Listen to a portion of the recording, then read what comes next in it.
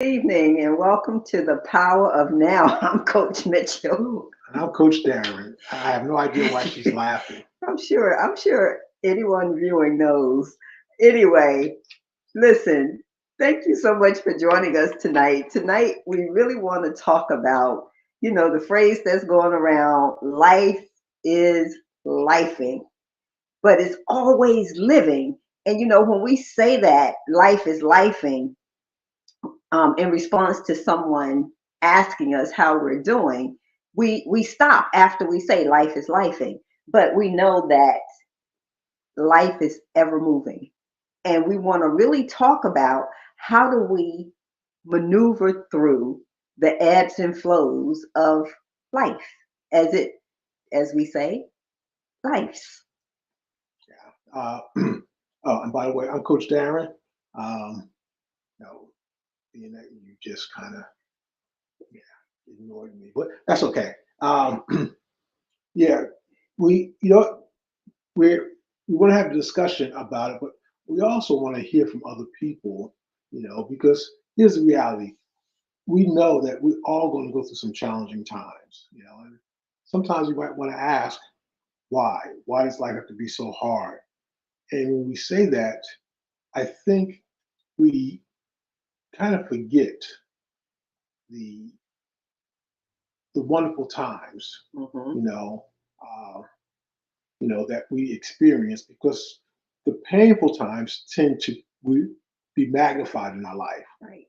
and a lot of times it you know, just tosses all of the good things that we experience. So we want to really talk about how do you get those, those ebbs in your life. There's a saying that in life we'll either get the elevator or we'll get the shaft, which simply put that we're going to have the ups and we're going to have the downs. Hmm.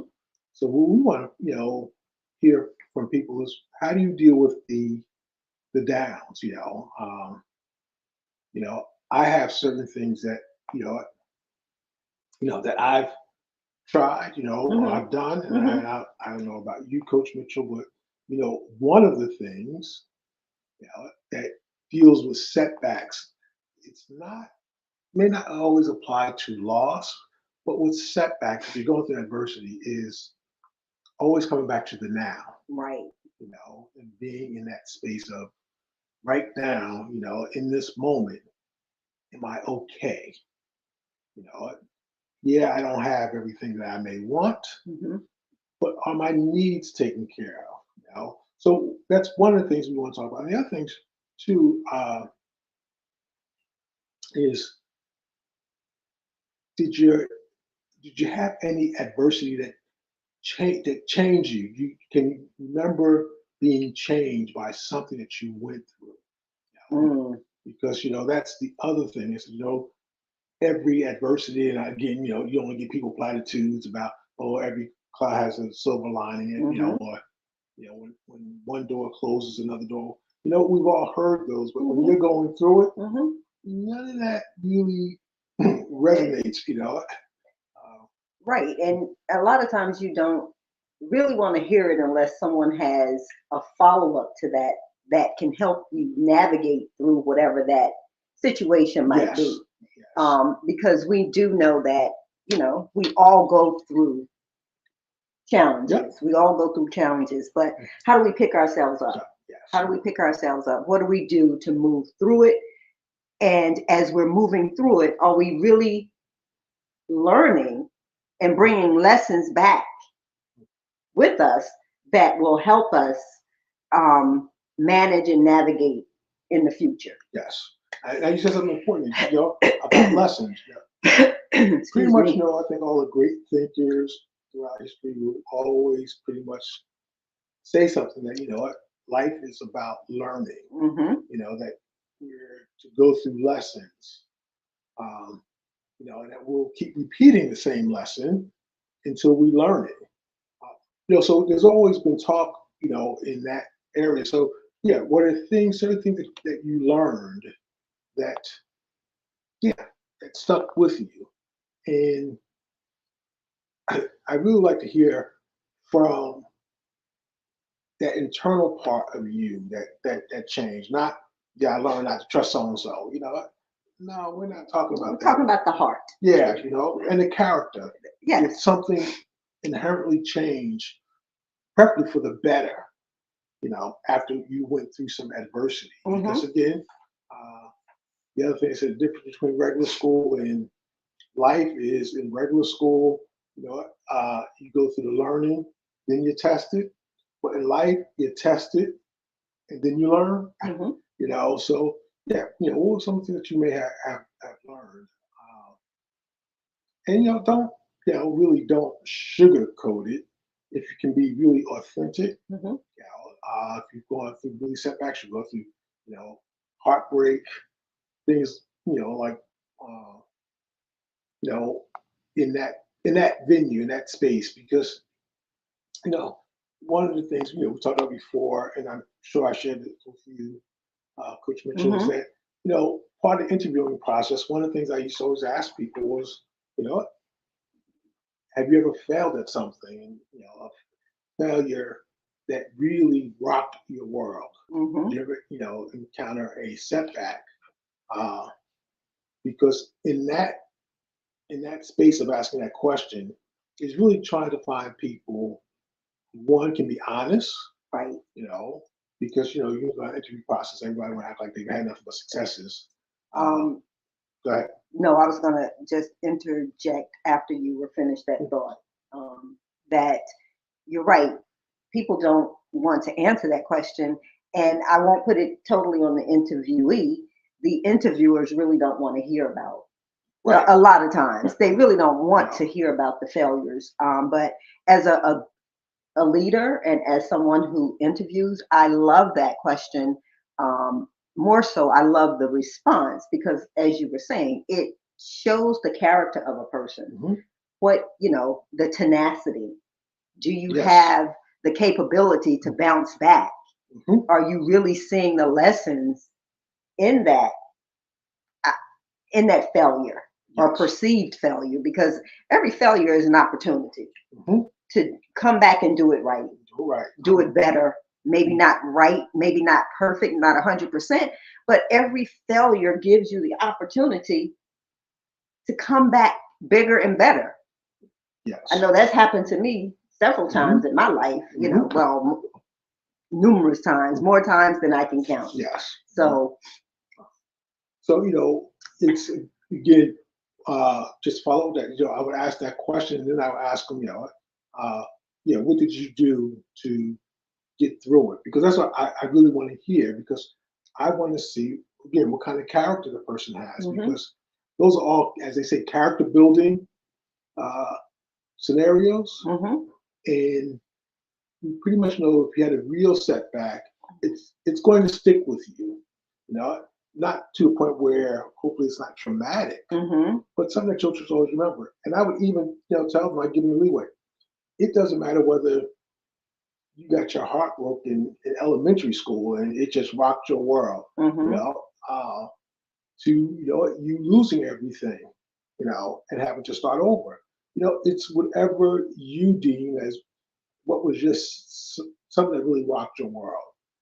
I just want to say something. I remember having a discussion with, along this line on LinkedIn, and people said, "Well, yeah, what, we talk about that now," and I had to be blunt. I said, "I don't want to hear about your project failures. Right. That's not what I'm talking about. I'm not talking about those, uh, you know, things that you had in the corporation, because that's not rocking your world. All right. Yeah, you failed, but it's not rocking your world. Not your world in Right. particular, Yes. or because you didn't meet a goal, Right. an organizational goal. Uh, Disappointing, but I'm looking for, yeah, did your world get turned upside down type of failures? Right. Did you have to file for bankruptcy? Yes. Did you lose everything? Mhm. Did a relationship that you thought was going to be your forever go bad? Yes. Did you lose a home that you thought was going to be your forever home? For Mhm. whatever, reasons may have occurred, you know, that's what we're talking about. How Yes. do you persevere through those tumultuous storms of life? Yes. and how do you adapt and grow along the way. Um, don't know who's watching, but thank you for joining. And if you don't mind, click the link if you're on Facebook, so StreamYard can see your name. And we'd love to have some feedback and some engagement. Yes. Go ahead, Coach. Yeah. Now I was seeing if something will pop up here. Okay. Yeah. So I think that, being able to embrace what life is bringing your way is a great way to tackle the challenges that life brings. Yes. Because you're not, even if you're caught off guard sometimes, you're still able to effectively navigate through those challenges when you are aware of, one, your emotions, Yes. and two, how you can adapt in a situation. Yes. And I think that awareness also applies to actually being able to admit when you're in a situation and you are afraid. Because usually when we're going through something like that, it's the fear sets in. And the fear actually comes from the uncertainty. Right. So fear sets in when we're going through uncertain times because actually we don't know what's going to happen. Right. It's that change and we don't know the outcome. Yes. And as humans, we like certainty, and we acquire certainty through knowledge. And I've said this on in some of the groups that I belong to, that when we don't have the answer, we fill that in with our beliefs. And sometimes that's good, and sometimes that's bad. We always talk about the bets. We fill in with beliefs because the belief, even if it's bad, it gives us certainty. But we kind of miss the point that, that certainty, we almost begin to prophesize the negative. So, if you keep saying, oh gosh, I knew this was going to happen. I knew this was going to happen. Maybe you brought it into existence because you knew it was going to happen.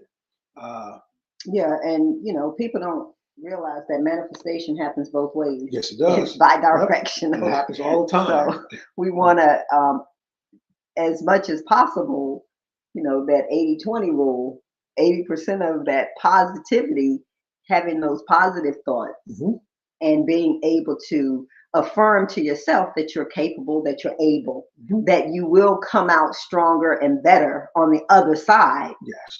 Than one, you went in, and two, as you were going through. So it's not more than just saying, I know everything's going to be okay. Exactly.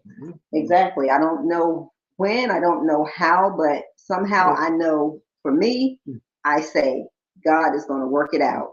And it's going to work out in my favor, whether that favor is what I'm expecting or if it's to my benefit. I know it's going to work out. So there you go. So the person or whoever jumped in? No comments yet, but okay. So yeah. So when you think about it, we pretty much can see when, or we'll say things. When things are going well, we say the platitudes. We give the quotes. And one of the things about everyone posting quotes now, I'm like, what? Don't post the quote, be the quote. It's easy to put these things up there until you're going through it. Then all that goes out the window. So you want to think about all the things that we talk about, going through adversity and what it does, and that which it doesn't kill us, make us stronger. Well, if you believe that, then you tell yourself, I'm going to be a better person when I get through this. Were you going to say something, Coach? No, go ahead, finish your thought. So you think about, sometimes we put ourselves, it's called voluntary adversity, and we're well aware of the benefit of it. It's the involuntary adversity that we have challenges with, but they both are there to do the same thing. What's an example of a voluntary, adversity? If you go through, if you exercise, you're putting your body through adversity, you know, but you're choosing to do it. If you do anything that requires you, uh, I would say painful discipline, right? uh, it's actually voluntary adversity because that is actually how we learn. We do actually become stronger.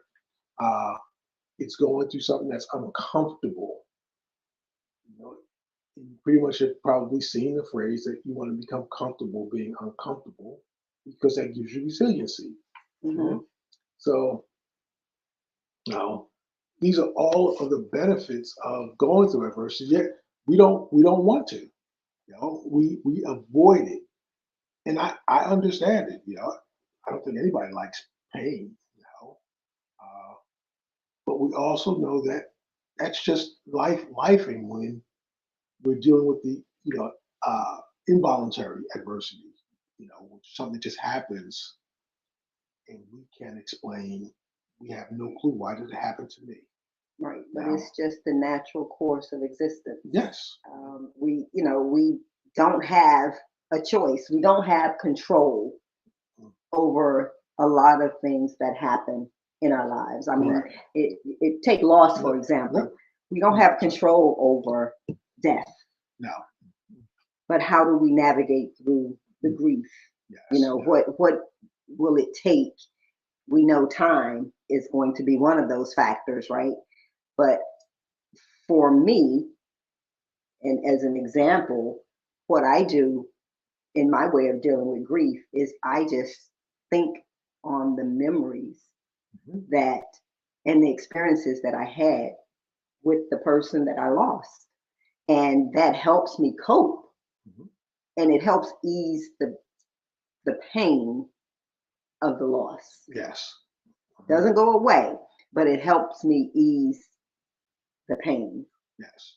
Uh, one of the things that I've done when losing someone close is telling myself, I know one day it's going to be better. It's painful now, but I Mhm. know one day it's going to be better. I'm going Right, to be okay. right. Uh, and it's funny that you bring it up because I just communicating with someone who lost their father today. Mm. And, she said, I'm really hurting. And all I said is, I understand. And I was honest. I said, there's no words that's going to fill that void, right? It's just, there isn't.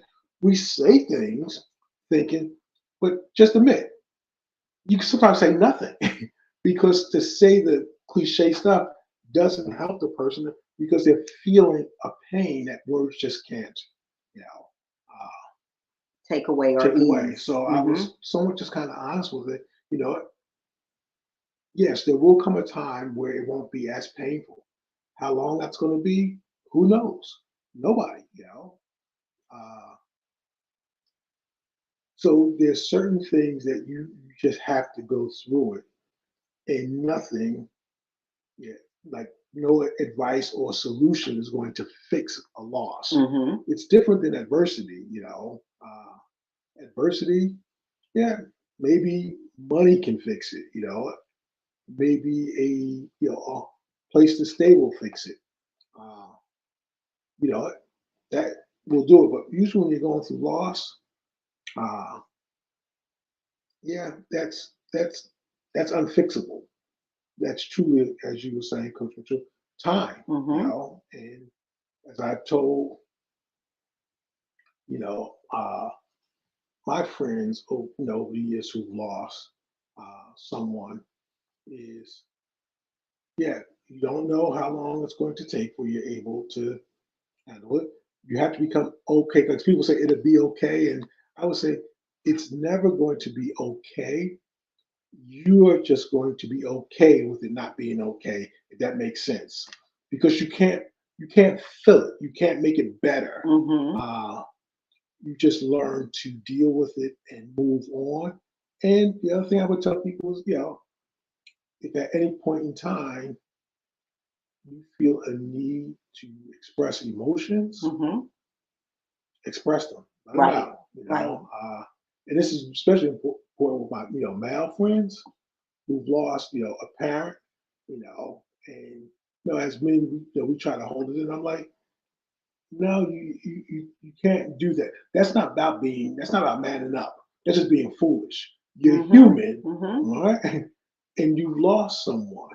Uh, so you need to let it out because if it any emotion that gets suppressed usually comes out in a really negative way, Hmm. usually violence, because it's traumatic and trauma not dealt with, it's going to find its way. Uh, so you want to kind of keep think about that. So uh, so again, when you're dealing with that kind of loss, it's one becoming okay with not being okay. You need to Hmm. cry, find your moments. You can't put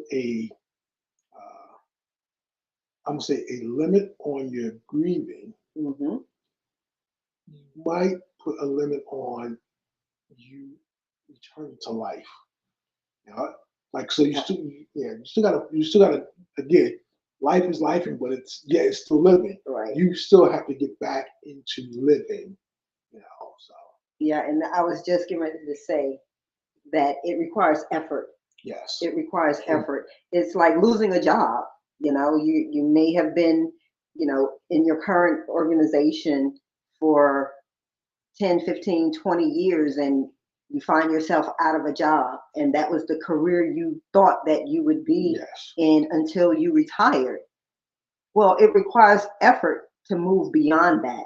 After you get Hmm. over the hurt and pain and the, oh my God, what just happened, you have to get back into the game, right? So the effort requires that you get up and you put in the same amount of effort networking, putting your CVs out there, contacting, tapping Hmm. into your contacts so that you can move beyond that present situation. Yes.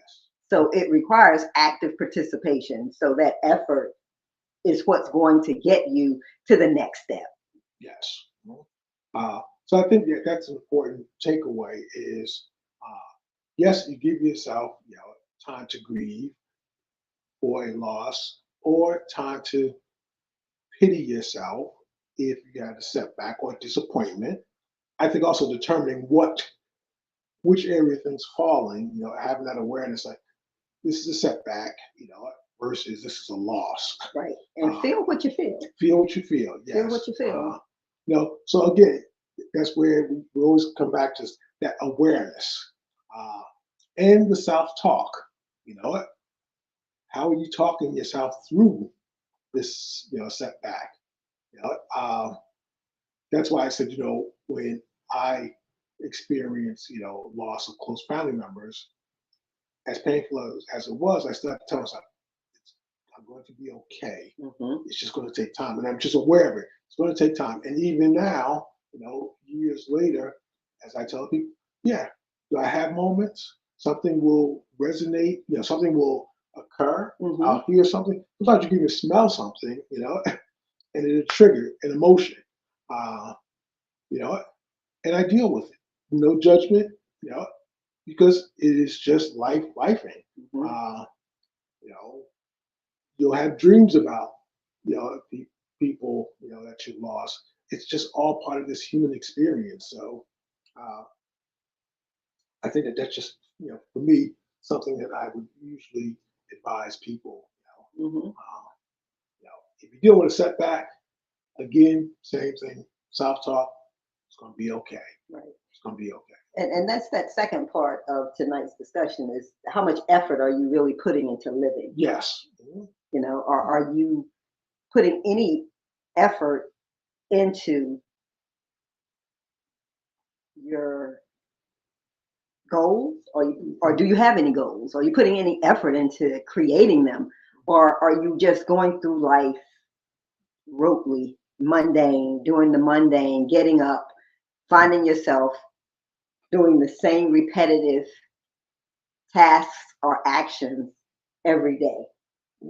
That Ooh. is a big part of what we call stagnation, Mhm. and allowing life to pass you by, because as we say, life is lifing, yet it is living. Yes. So if life is lifing, what are you doing? What effort are you putting into life as it lifes? Are you allowing life to life you, or are you living life to the Mhm. fullest? And Yes. the only way you can do that is if you're putting in effort or you're putting in the work. Yep. Yes, you have to be engaged. Uh, you know what? I would say, yeah, you may be engaged at different levels Hmm. depending on how you're dealing with the setback or loss. Um, like I said, you know what? You start off with your pity party because you have to feel in order to heal. So that's why I say, you don't want to suppress it because that's not dealing with it. Right. Feel it, you know.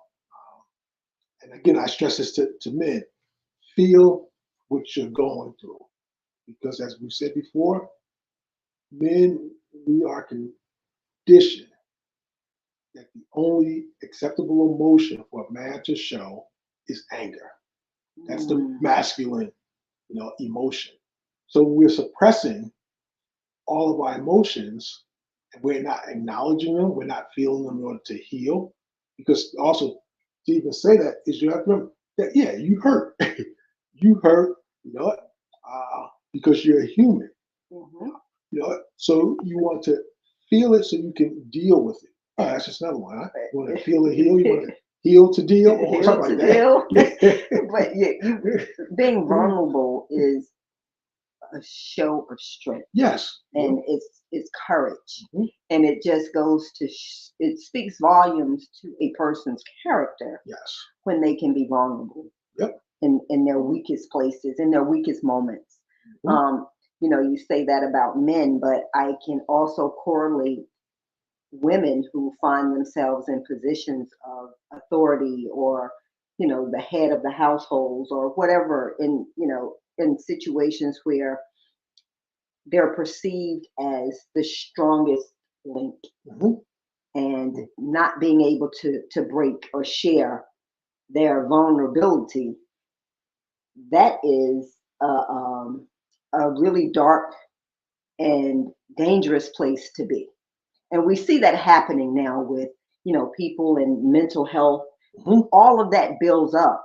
You see it in the physical, it plays out in your physical health, because that stress Mm. of never being able to show your cracks or Right. your weaknesses can literally debilitate your body Oh, absolutely. and your mind. Yep. So, being able to actively engage means being mindful, means feeling your emotions and dealing with them, as Coach Darren said, so that you can heal. Yes. Because if you don't deal with the emotions that you're experiencing, you can't heal from them.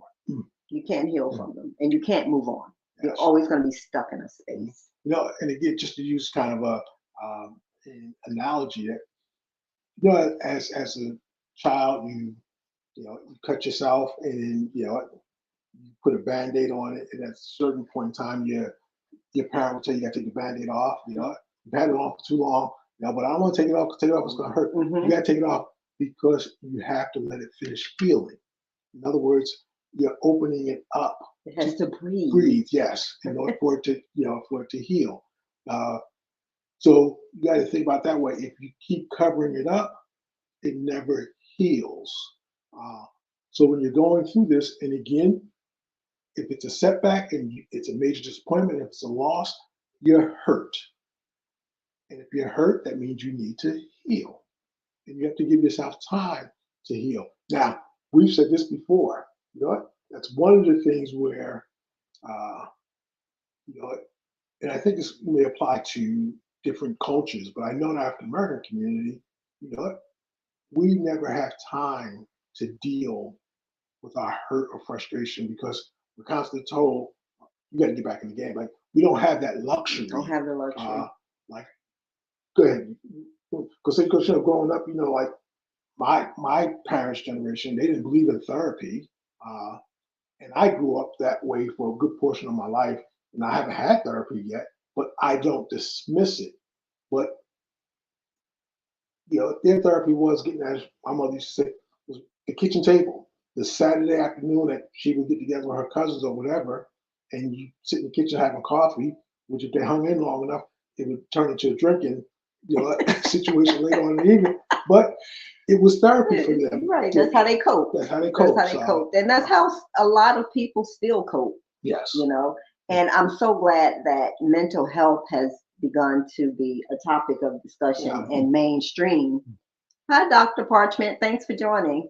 Has become a topic of mainstream, and not just a topic, but an active um, space that gives people a level of comfort. Yes. And to acknowledge that it's okay not to be okay. Yes. And to me, can I just interject? Sure. Welcome, Dr. Parchment. I've been checking the mail. Where's my new saxophone? Okay, I just wanted to let you know that I sent you reeds. I figured you send me a saxophone, but we can talk about that later. All right. See, he feeling what he feeling. Yep. Coach Darren plays the sax. Well, used to. Still does. It's still in him. Yeah, Dr. Parchment plays the sax. He's playing it now. All right, but going back, to the point of, okay, shaking his head. All right. Not the answer I was expecting, but it's okay. But again, again, just speaking to men, you really do want to be able to talk those things out, so even if it's talking, talking out with a close friend, depending on what it is, most importantly, you don't want to hold it in. And just one thing on the vulnerability, I just want to say, this is where I really started to change my view of vulnerability. And I give this woman's name, I came across her on YouTube, and she's been on other shows, but check out Dr. Brene Brown. She does several TED Talks and things on your power is in your vulnerability. So I would definitely recommend checking her out. Were you going to say something, Coach? Oh, that was your point? Yeah, I just wanted to get that okay. in, yes. No, I was just going to piggyback again off of the health and wellness aspect and being able to manage levels of stress and working through it, which is the most healthiest way to cope and deal with situations, like you said, rather than bottling it up. Because, when it's bottled up, and a lot of times, and I'm not being biased, but when men get to a point of no return because they have not been able to, in their minds, express how they feel, right, it becomes catastrophic. Yes. It becomes catastrophic in more ways than one. But a healthy mind, a healthy body just are fundamental to actively engaging in one's life and making it a more enriched experience. Yes. Not to say that there won't be any issues or challenges along the way, but like we always say, we go back to that mindfulness and self-awareness. Yes. And just again, keep bringing yourself back into the moment. And you share these things not to imply that they're easy, because it's not. We get that. But these are the tools that you can reach for. Sometimes you'll reach for it and the tools will work. Sometimes they won't. I think one of the other things that I advise people is don't worry about getting from A to Z. Worry about getting from A to B or from A to A prime. And this is especially important when, say if you deal with the loss of a relationship, and you feel that, that emptiness, and I've had, friends who are like, oh, you know what? I want to call her, I want to call him, but I don't know what to do, blah, blah. Remember, you're trying to get from A to B, or A to A prime, just so it'll give you hopefully the strength to make better decisions. So You know, when we think about going the long haul, sometimes we cannot get there, and therefore we become paralyzed. And a lot of times, frustration is because we, yeah, when we become paralyzed and we don't do anything, Hmm. that becomes even more painful. Mhm. Yep. I just want to acknowledge Dr. Parchment's statement there that, you know, that we should learn something from every event that occurs in our lives or Yes, every issue or circumstance. Um, and that you're getting a gift of learning from it, you know. mhm, And he also said that we should take a moment to receive the messages, but don't stay there. Take away what you can and remember another event is coming. yes, yep, Always, uh, always. So true. yep. Very good, very good advice. I have to say, it's okay to have your pity party, but you do not want to stay too long. That's You know? right. So, That's right. yeah, Because that leads you down a dark hole of abyss yes. and just a place of darkness. Mhm. Because if you go down that path, you stay there longer than you probably originally intended to. And before long, you've had a lot of time that passed you by and you've allowed life to happen to you rather than making life happen for you. Yes. Mhm. When you begin to understand uh, also how the mind works, how the thoughts, that when you get caught up in that pain, which then breeds negative thinking, the negative thoughts begin to stack. Hmm.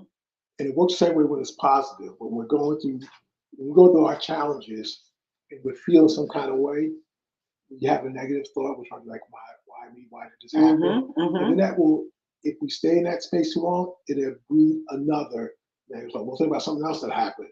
And then everything starts to, we look at everything around us happening, and it's like, oh God, I can't believe it's another thing. No, I Hmm. can't believe it's another thing. Hmm. And this is where the manifestation, uh, occurs. And yeah, the negative stuff or the bad stuff, I think Shakespeare said, yeah, there's nothing good, bad, but, you know, saying it so, something like that. But it's really how we perceive it, Right, right. because you ever, things going really well, and then you have a little glitch and you sidestep it. It's like, I can't believe, uh, like if money's flowing and you break something, I broke it. If money's not flowing and you break something, you're like, oh my goodness, I can't believe. So you see is how you The perceive things. perception. You Yeah, know, absolutely. same event, but uh, how you perceive what's good or bad. Right. So Just the circumstances around that event, where you are yes. mentally, Mhm. financially, Mhm. economically, Yep. is going to dictate how you respond. Mhm. But you can't dwell on it. No. You can't Mhm. dwell on it. You have to Mhm. recognize it for what it is and ask yourself the question if you are in a place of, if using that example, if you break something and you are financially stable that you can just replace it, money's Mhm. no object. We're talking Tiffany crystals or something like that, Okay. right? And you keep it moving. If you're not in a position where you can just go out and replace it, because you don't have the finances, you have to put it into perspective. It's Yes. not the be all to the end all to the be Yep. all, right? So, it's how you perceive things. And if we ensure that we're not just passively existing, but actively living, then we'll be mindful in those instances to stop, breathe, and deliberately, with intention, find an alternate course of Action. action. Yes. you know and like Dr. Parchman said, the paralysis of Analysis. analysis can get you stuck. It Yes. can get you Yep. stuck in a position where you can't make a decision, and life will do that to you. Yes. Life will do that to you. So many things can be coming at you all at once. You just shut down. Yep. You just shut Um, down and you don't want to deal with anything. But that is something that we have to be conscious of so that we can move beyond. Now, with that, there, yeah, there may be a need for you to stop and do nothing Mhm. for a moment. For So, a moment. don't want to give the impression that, well, you got to make a decision quickly. No, that's not good. Just like taking too long to make a decision is Hmm. not good. Yeah, you know, and part of it also that connects with, we we tend to, when we're really maybe upset, frustrated, it's easy for us to act without thinking. Hmm. No. And usually when we act without thinking, it usually ends up setting us back because we Hmm. make the wrong decision. Right. Then the flip side of that is sometimes we think but never act, which usually prevents us from moving forward. Hmm. So you see, you have bookends. One, act without thinking pushes me back because I usually don't make the wrong decision. And if I, just think but never act, then I can never move forward. Hmm. So, you know that you need to think and then act. So Definitely. just want to keep that in mind. So, how do we go about embracing that change? We have to be open and we have to be available mentally to accept whatever those changes are that are coming at us and be willing to change for the better. Yes. For Yeah. the better. Yeah. I know this may not sound like the most uplifting piece of advice, but it's real. And I've heard it said years ago. I think Les Brown was the first person I heard say it. He said, you're not going to get out of life alive.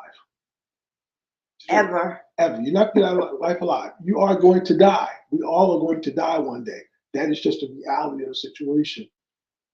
And when we come to accept that, I mean, truly accept it, it could possibly change the way you approach things. You know, we we again try to maintain that always being comfortable. You know, uh, but when you realize you ask yourself, why am I there? Why am I playing this? What am I afraid of? Hmm. You know, I don't want my life disrupted. I just want it to be, you know, easy. Mm. Uh, Don't ever say that. Don't ever pray that. right. That's never going to happen. And you're going to find a lot more challenges coming your way. Yes. Because you ask yourself, if you want life to be easy, then don't venture into anything. You know, But we weren't made to be stagnant no, you beings. weren't. We were made to be creative beings. We were made to serve one another. So in doing that, service is an act. It's an action. And we can't serve if we don't act. Correct. Yep. And so many people need our gifts. And we need to share our gifts because we need that reciprocal relationship. Yes. We need others to serve us with their gifts because there's something that we need that only someone else can give us. Absolutely. So I think that, one of the most important things in embracing change is that flexibility, Hmm. is the flexibility and the adaptability, Yep. which are crucial to engagement in life. That's right. Don't look for easy. You'll never learn from easy. No. You need that. Like I said, you need the adversity provides the resistance, and again, you know what? Let's say someone who exercises, you build muscle from the resistance. When you become a better runner, you're putting yourself through voluntary adversity, and that's how you become a better runner, better athlete. So, you know, we need the hard. If we only wanted the easy, we would, we would never grow, we would never become stronger, Hmm. and we probably wouldn't appreciate things. Part of the joy of appreciate things that you work for is that what you've gone through. You know, so no, we don't want absolutely right. Dr. Washington, we don't want that which looks, we don't want the easy. Yep. We may ask for it, we may want it subconsciously, but I think deep down inside, we know we don't appreciate the easy. Right. I mean, I think personally, I like some easy to be eased into some of the difficult challenges that I have, Mhm. or some of the difficult aspirations that I have. Everything is not a challenge. Everything is not a Right. challenge. But for some of the aspirations that I may have, I Mhm. may want a reprieve every now and again, but I know I still have the hard work to do. Yes. I still have the hard work ahead to do, and I'm okay with that. I'm okay with that. Yeah, yeah. I think it's important to clarify that. Now, I'm not hating on easy things. All right, we all can use something easy, the gift, the blessing that just comes to us. Uh, you know, but we appreciate it more when we've gone through either the hardship, you know, the gift came, the blessing came, but we experienced the hardship to appreciate that. And sometimes that hardship slash suffering may only be something that we may have wanted for a long time. Hmm. And somebody just out of nowhere provides you with it. And you're like, whoa, how did they even know? You know? Uh, so it gives you, again, a level of appreciation. Right. Now, so, again, yeah, you want some of the easy in there, but we don't really look for the easy. Not in the biggest, from the bigger perspective of life, the hard challenges, we know it helps us to grow. Hmm. Absolutely. So, with that, Coach, any last remarks or comments? Uh, no, think, that's it for me is, again, if you're going through something, you really want to stay in the now because we pretty much know looking backwards creates anxiety. And I'm sorry, when we look in the rearview mirror, tends to lead to depression. When we look forward, we tend to become anxious unless we can find the good in both. So if you can refer to good memories, that's a plus. And if you can tell yourself, I know the future is going to be okay for me and stay there, then that's fine. But otherwise, just stay in the now. Just say to yourself, am I okay right now? Yep. And again, just to reiterate, it is a very personal journey, Mhm. and none of us can answer how much effort any one of us are putting into our lives except ourselves.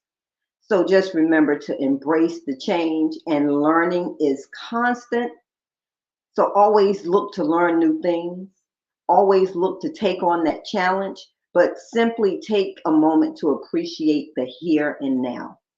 And it's all about finding that balance between allowing life to happen or you making life happen for you. Yes.